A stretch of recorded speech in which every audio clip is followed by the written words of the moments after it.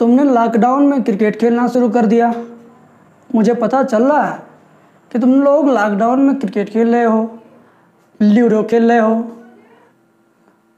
इतनी बड़ी समस्या है, लेकिन आप अपनी आदत से मजबूर हैं। तो अपनी आदत सुधारिए और पढ़ाई कीजिए। प्यारे बच्चों, आज हम लोग पढ़ेंगे बीजगणितीय सूत्रों पर आधारित प्रश्न। बीजगणितीय सूत्रों पर आधारित प्रश्नों से संबंधित हर साल पॉलिटेक्निक में 2 सवाल या 3 सवाल आता ही रहता है। तो ये वीडियो आपके लिए बहुत ज़्यादा खास है। तो शुरुआत में छोटे छोटे प्रश्न बताए जाएंगे, लेकिन जैसे जैसे हम लोग आगे बढ़ेंगे प्रश्नों का भंडार थोड़ा थोड़ा बड़ा होता जाएगा और प्रश्नों का जो लेवल है वो थोड़ा हाई होता जाएगा। तो हाई फाई प्रश्न पढ़ने की आदत डालिए। ध्यान से देखिए। प्रश्न कहता है यदि p + q = 10, कहता है p + q = 10 दिया है और pq बराबर क्या दिया है, pq बराबर 5 दिया है। तो आप बता दो भाई p/q + q/p का मान क्या आएगा, यही बताना है। 4 ऑप्शन दिया हुआ है। तो आप घबराओ मत, आपके साथ मैं हूँ। अब इसी का वैल्यू निकालना है तो क्या करेंगे हम, q और p का लघुत्तम लेंगे तो pq होगा। इसका यहाँ गुणा करेंगे, इसका यहाँ करेंगे, p का p में करेंगे p², q का q में करेंगे तो q²। अब तुम्हें इसका सूत्र पता ही नहीं है, लेकिन इसका सूत्र होगा क्या मैं बता दे रहा हूँ, देख लो ध्यान से। अगर तुमसे कोई पूछे p + q का होल स्क्वायर क्या होता है तो बताओगे p² + q² + 2pq, यही ना बताओगे। अब तुम अगर एक काम करो, इस 2pq को बाएं पक्ष में खींच लो तो क्या बचेगा। ये तो पहले से है, ये प्लस में था, इधर आया -2pq हो गया। -2pq बराबर इधर यही दोनों बचेगा, p² + q²। तो आपको एक सूत्र मिल गया नया। क्या मिल गया, इतने का सूत्र इतना, इतने का सूत्र इतना हो गया। तो यही चीज़ p² + q² की जगह पर हम यही फार्मूला रखने जा रहे हैं, ठीक है। -2pq, अब बटे में क्या है, pq है। अब आप ध्यान से देखो, p + q का मान यहाँ 10 है तो 10 का स्क्वायर हो जाएगा 100। 2 × pq तो 2 × pq, pq का मान 5 है तो 2 × 5 को क्या हो गया 10, बटे में pq का मान फिर क्या रखेंगे 5।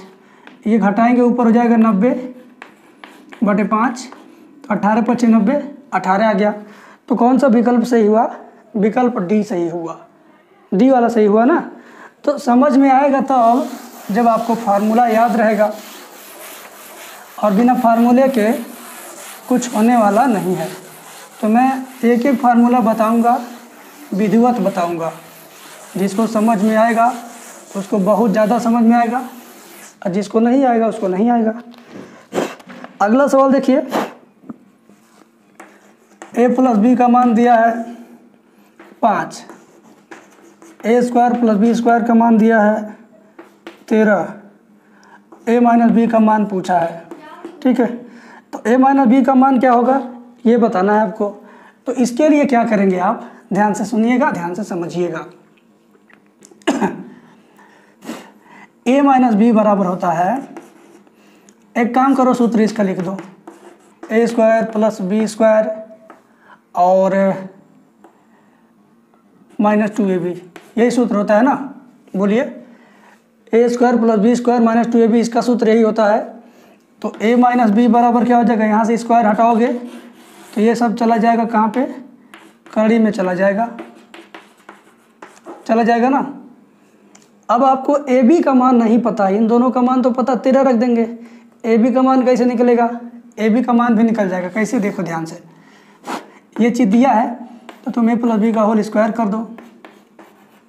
इसका जब होल स्क्वायर करोगे तो हो जाएगा a² + b² + 2ab होगा ना। तो इसका वैल्यू कितना है, 5 है, तो 5 का स्क्वायर 25। इन दोनों का मान कितना रखेंगे, 13 रख दिए। प्लस में क्या चीज़ लिखा हुआ, प्लस में 2ab। अब 25 में ये 13 इधर आएगा बाएं पक्ष में, तो 25 में 13 घटेगा 12 बराबर 2ab। तो 2ab का मान कितना आ गया, 2ab का मान आ गया 12। तो हम यहाँ 2ab की जगह पर क्या रखेंगे, 12। a - b बराबर इन दोनों की जगह पर क्या होगा, 13, 2ab की जगह पे 12। तो a माइनस बी बराबर हो गया 13 में से 12 जाएगा 1, तो 1 का वर्गमूल 1 होता है। तो इसमें जो ऑप्शन 1 दिया है 1 दिया है वही सही है, तो ऑप्शन ए वाला सही है। क्लियर है? प्रॉब्लम नहीं होगी आपको समझने में, क्योंकि यहाँ पर पूरा स्पष्ट मैं बता रहा हूँ कैसे क्या होना है। ठीक है ना? एक एक सवाल अच्छे से देखिए और नोट करिए, आपकी परीक्षा के लिए बहुत ज़्यादा इम्पोर्टेंट है।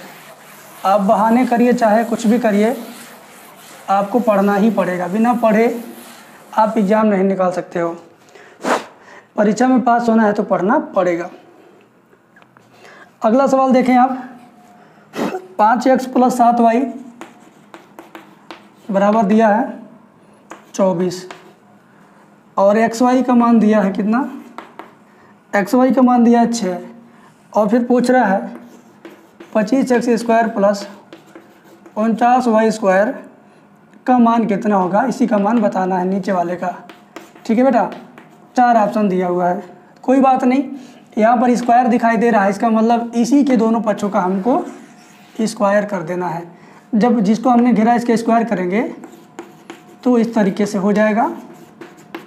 ठीक है, स्क्वायर हो गया।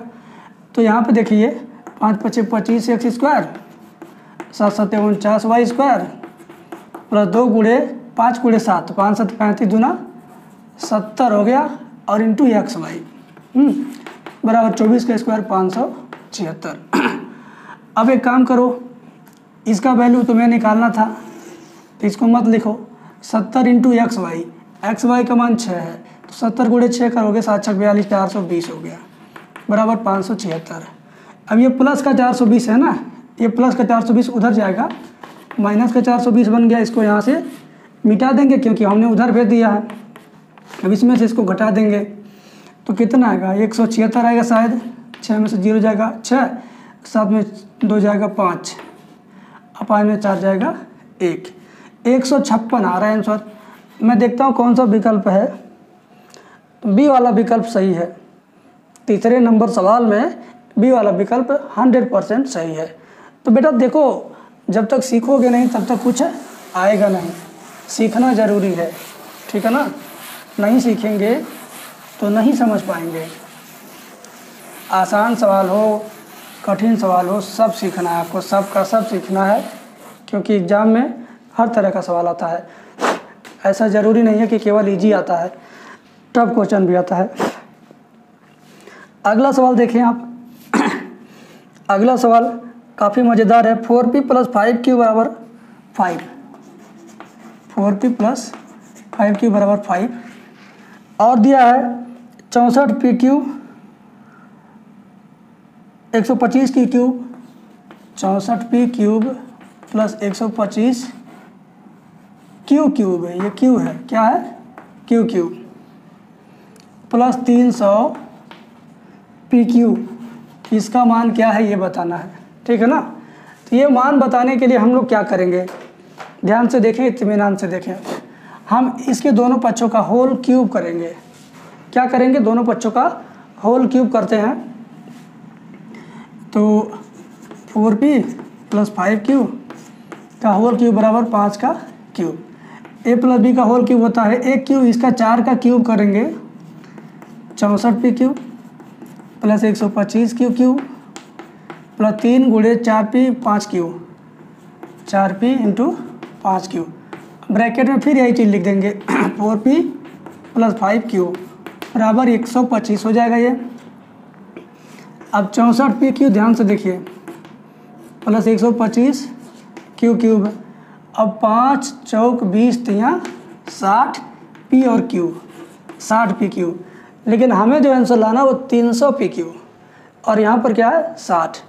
तो 300 कैसे आएगा, जब इसका मान आप 5 यहाँ से उठा के यहाँ रख देंगे बराबर 125।